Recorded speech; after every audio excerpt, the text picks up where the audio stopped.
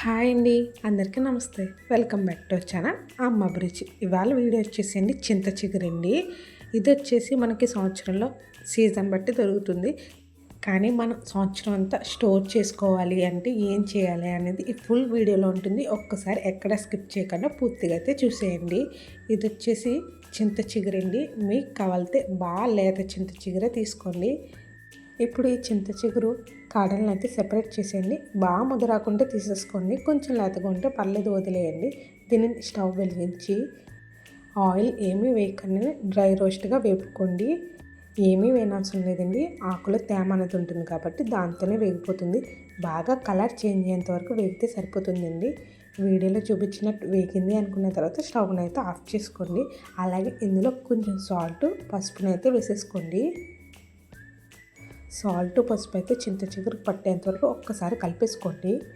ఎక్కువ అవసరం లేదండి. ఒక 2 లేదా 3 నిమిషాలు అలా కలుపుకుంటే సరిపోతుందండి. ఇప్పుడు దీనిని బాగా చల్లారనివ్వాలండి. వేడి ఉండగా అస్సలు మిక్సీ పట్టద్దు. చల్లారింది అనుకున్న తర్వాత మిక్సీ అయితే పట్టుకోవాలండి.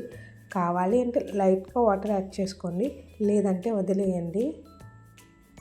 ఇలా చేసుకుని వడియాలు పెట్టుకోవడం వల్ల మనకి ఎప్పుడు కావాలంటే అప్పుడు చింత చిగురు వేసి కర్రీని అయితే వండుకోవచ్చండి. టేస్ట్ కూడా బాగుంటుంది.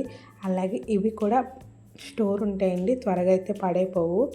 ఇలా వీడియోలో చూపించినట్టు మిక్సీ పట్టుకోండి. దీనిని చిన్న చిన్న ఉండల్లా చేసుకుని ఏదైనా కవర్ మీద వడియాల్లా పెట్టుకోండి. కావాలి అంటే కొంచెం పలచగా పెట్టుకోండి, లేదు అనుకుంటే కొంచెం దలసరిగా పెట్టుకోండి. దలసరిగా పెట్టుకోవడం వల్ల ఎక్కువ రోజులు ఎండాలండి. ఇలా ఏదైనా కవర్ మీద వడియాల్లా అయితే పెట్టేసుకోండి.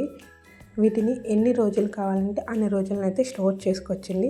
బయట అయినా ఉంటుంది, అలాగే ఫ్రిడ్జ్లో అయినా పెట్టుకోవచ్చు.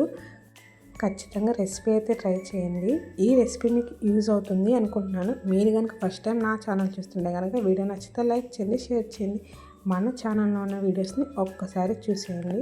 మీ ఫ్రెండ్స్ అండ్ ఫ్యామిలీ మెంబర్స్కి షేర్ చేయండి. ఒక్కసారి మీరు కూడా ట్రై చేసి మీకు ఎలా వచ్చిందో కామెంట్ చేయండి. ఇలా వడియాలను అయితే పెట్టేసుకోవాలండి. ఇవి ఎండడానికి 3 లేదా 4 రోజులు అయితే టైం పడుతుందండి. బాగా ఎండాలండి. ఎక్కడ మెత్తదనం లేకుండా పూర్తిగా ఎండిపోవాలండి. అప్పుడు ఎక్కువ రోజులు మనకి నిల్వ ఉంటుంది, లేదంటే పాడైపోతాయండి. ముందే చెప్తున్నాను. ఇలా మొత్తం వడియాలను అయితే పెట్టేసుకోండి. ఇలా బాగా ఎండిపోయిన తర్వాత వడియాలను ఏదైనా డబ్బాలో స్టోర్ చేసుకోండి. గాలి వెళ్ళకుండా చూసుకోండి, లేదంటే ఫ్రిడ్జ్లో స్టోర్ చేసుకున్నా బాగానే ఉంటాయి. మీరు ఎప్పుడు కర్రీ వండాలనుకుంటే అప్పుడు వీటిని అయితే వేసేయండి.